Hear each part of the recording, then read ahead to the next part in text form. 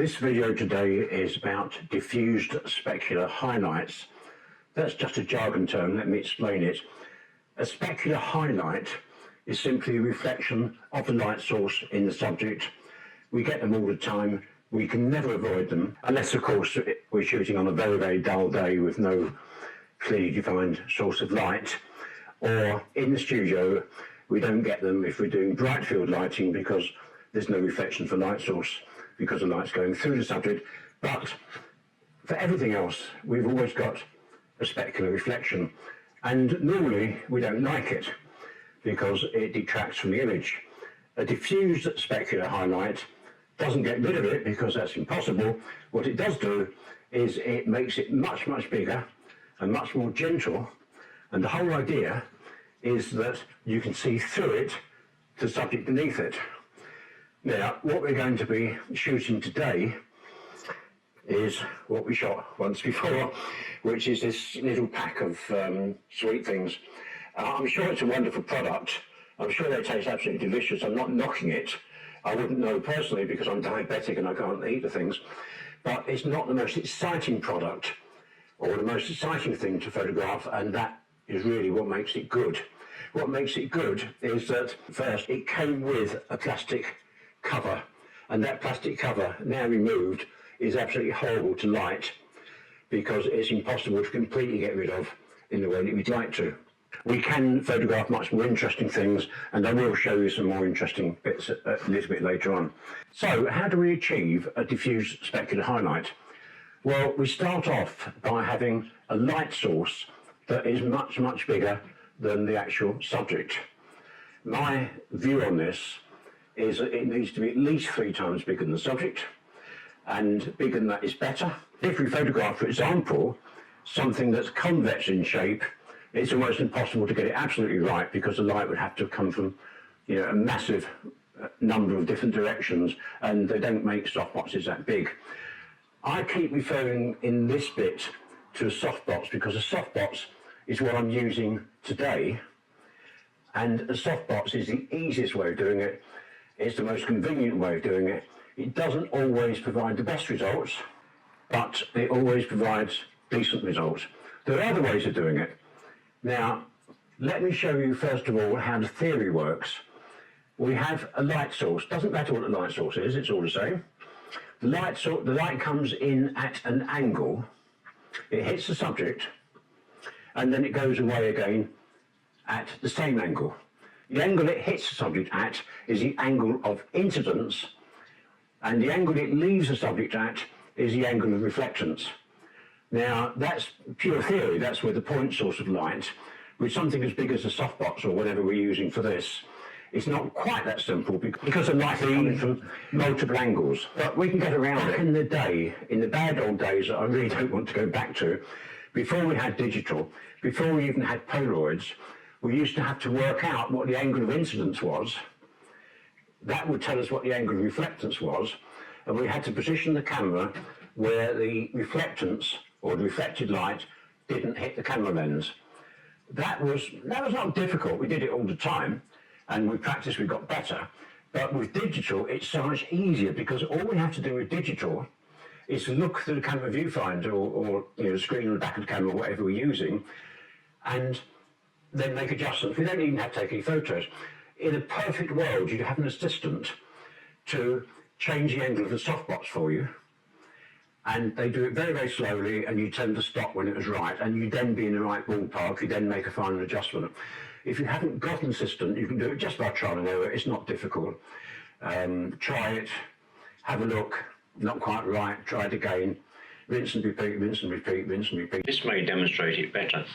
This is an old knife that I've had in my pocket for the last 15 years whenever I've been on the farm. It's been used heavily. It's used all the time, and so it's far from perfect. It's got all sorts of marks on it. That's a good thing for this purpose.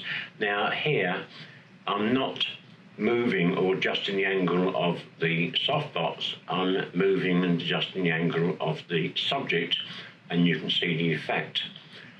It's the same thing, and what you can see here is how these specular highlights change with movement. And what you can also see, I think, is that it's showing up all the detail on the subject.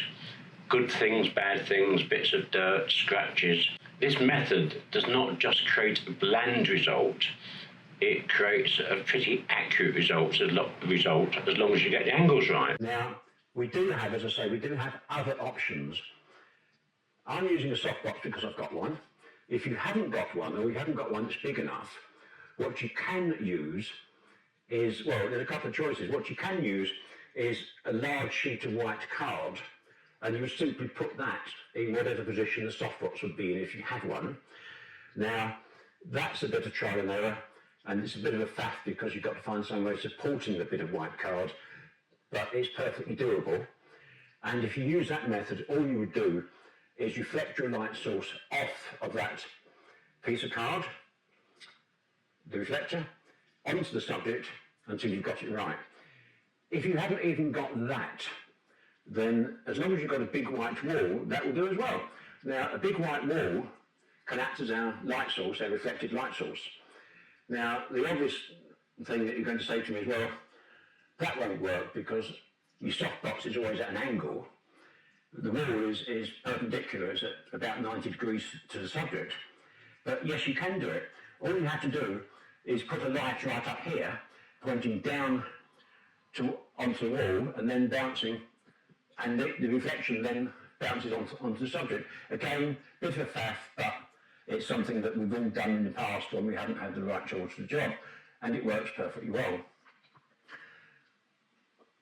The other advantage, the benefit of not having a softbox is that with a softbox, the light, if it's a decent softbox, the light is very even. It's supposed to be. But sometimes we don't want the lighting to be even. We want it to be deliberately uneven. And if we're bouncing light off of a white card or a wall, we don't have to light that reflective surface evenly. We can just put a hot spot in the middle of it if we want to, or we can put a couple of lights. If we've got a couple of lights, each illuminating a bit of it, we then get darker areas all around it, things like that. And that can produce much more interesting results. And another method that I use a lot is a silk. A silk is just a piece of translucent material that you shine the light through. Now, the easiest one, I mean, you can buy the things if you like spending money. The easiest and perhaps the best is simply a cheap shower curtain. Tesco sell them. I've got one that's got vertical stripes down it, which are denser, so less light passes through them. If you shine a light through that, you'll get an uneven result. Now, here's a couple of examples. They're not good examples. They're not even finished examples, because this was a shoot that I started, quite some time ago for someone who was going to sell all sorts of specialist knives. We never finished it. I did the shoot, but we never actually brought the item to market because the law changed and the company couldn't do it, so it was abandoned. Because of that, I never finished the pictures. So what you're looking at is just straight out of camera pictures with no work on them, whatever. But you can see the effect, which is generally a good effect, of using graduated specular highlights to add a bit of interest to the subject and make it look better than it is. And I've also got a picture I took a while ago, same technique, of a camera lens, and I think it looks more attractive by being unevenly lit. That's for you to judge, but it is a very useful technique. Let's move on now to the actual photography of this subject. Before we go any further, I'm assuming that what we want to do here is to create these gentle, diffused specular highlights, but sometimes, of course, we don't. Take this very old photo as an example. It's quite dramatic lighting, and really soft, diffused specular highlights would look wrong. So I created a much harsher specular reflection here. It's very easy to do. Just get the angle of the light a bit wrong, or just move the light further away, or use a smaller light source. Any of these things work. What I'm offering here is a solution if you want a traditional diffuse specular highlight, but of course there are loads of varieties. So you pay your money and you take your choice. So let's get on with it. Let's start off by looking at an overview or a step back showing the arrangement here, which is a very simple one. We start off with a 1 metre diameter softbox. It's about the right size for this subject. We're using here a plastic sheet which has a semi-reflective surface, which can be quite a useful thing to have, but that's really just subjective, whatever background works. To save time on the video, I've already set the softbox to the angle that's going to work for this particular subject. And now we put the subject in position. Now, it might look a bit odd at the moment, but once we get the camera in the right position, I'll explain why it works as it does. Here we are. I've put the subject where it is. One of the overriding principles of this particular technique is that we need a light source that is much, much bigger than the actual subject. So the inverse square law tells us, and logic tells us, that we should place the light source as close as we possibly can to the subject. However, because of the angle that I had to get, I've placed it a little way, 5-6 inches away from the back edge. The reason being that looking at it from the camera position, you can see that it allows enough sort of product base for us to crop the image without having to do a lot of unnecessary Photoshop work, blending the base to the light source, which we obviously do our best to avoid. I've put it at this angle partly because we need to show that, we need to show the information here, and also putting it at an angle does make it look a little more interesting. If you have it like that, it's not the most interesting subject in the world to start with, and we don't want to make it worse. So this sort of angle, that leaves us, of course, with this area and this area in shadow. That's inevitable because all the light is coming, from here, isn't it? So no light's reaching here. That's not a problem. We don't add a light for that. We just add reflectors, and we'll get back to that. Looking at the specular reflections on this, they're not perfect. They can't be perfect because we've got convex shapes, and as I mentioned earlier, when you've got a convex shape, there is no light source in the world big enough to completely diffuse those reflections, but we do what we can. Now, I'm cheating a bit here, not to deceive you, but simply to save time on the video. Before we got to this bit, I did take a shot with the plastic cover that was here in place. These things always look awful with plastic covers on. They've got to be there, obviously, for practical reasons, but when we photograph them, we remove them. I left it on initially because one sort of unintended consequence of having the plastic cover is that it will show up any incorrect angle from the light source better than anything else. So we leave it on while we're adjusting to get the angle right, and then we take it off again. You could say that when we take it off, we have an unnatural look to it. Well, there's a way around that. This is not by any means a tutorial on Photoshop.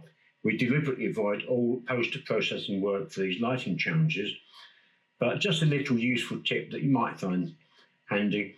You can, in fact, take a before and after shot before taking off the plastic cover, another one afterwards, create a layer of the before shot, drop it into place, reduce the opacity to whatever looks right, and then you've got a shot that looks as if it's got a plastic cover in place, but it just gives sort of an impression of it without it dominating the photo. I've done this, here it is on the screen now. It's very rough and ready just to show the principle. Obviously, everybody can do a more careful job if they want to. The last bit of the camera work that we have to deal with is to do something about these dark areas at the front of the box and to a lesser extent at the side. They're there obviously because there's no light reaching them. All we do is put a couple of reflectors in place. These reflectors are just little bits of white paper, and they don't look white in the video because there's no light reaching them, but as you can see, they're placed just out of shot so that they add a little bit of light.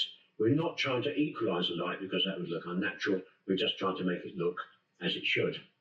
Here's a close-up showing the reflector in place at the front.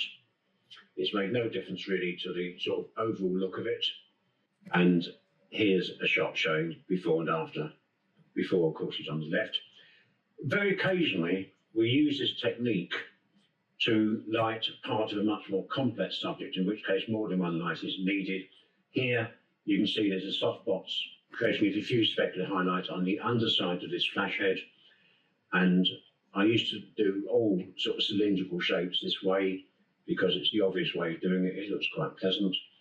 There'd be more than one light. There'd be this one, there'd be a corresponding one in exactly the same but opposite position light in the top. I would, of course, add out the lights as necessary. Here's an old photo of mine. This is perhaps a better subject. The principle is exactly the same. We use exactly the same technique. Single softbox above and behind, get the angle right. We needed a little bit of fill to stop the front of particularly the tomatoes looking almost black. So again, there was not an extra light here. All that we had here was a reflector, again, just out of shot. Now, the closer you get to the reflector, the greater the effect. You've got to bear in mind that the reflector only, if it's a piece of white card or paper, it only reflects, can only reflect about 70% of the light that falls on it. In addition to that, a lot of the light is lost because of the inverse square law, because the light is covering extra distance to reach the reflector, then the same distance back again to reach the subject. So you can never actually match it. Not that you ever want to, you want some difference. But that's the technique that I used.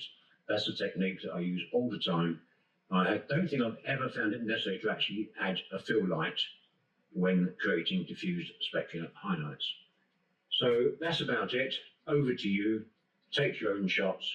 Post them in the thread, please. Let's know how you get on. Thanks for watching.